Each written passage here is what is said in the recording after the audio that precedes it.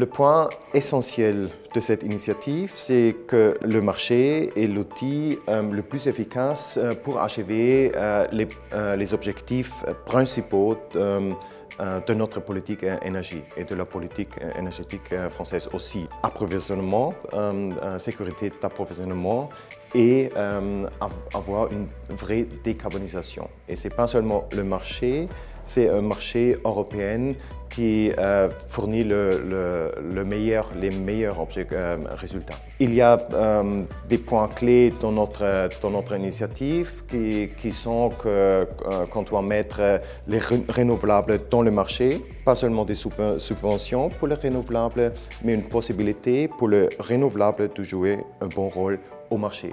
Deuxième point, c'est que les consommateurs doivent jouer un rôle clé aussi dans le marché en choisissant leurs fournisseurs, mais même de produire eux-mêmes l'électricité. Troisième point, c'est encadrer vraiment les subventions pour les renouvelables, mais aussi pour les énergies conventionnelles.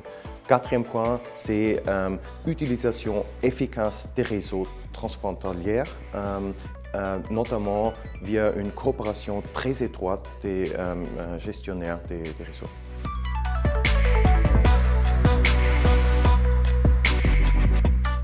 L'essentiel ici est qu'on a un marché d'électricité. Ça veut dire, dans un marché, ce sont des signaux d'investissement venant du marché pour signaler le besoin pour des investissements. Et pour faire cela, on doit avoir un level playing field, des mêmes droits et obligations pour tous les opérateurs.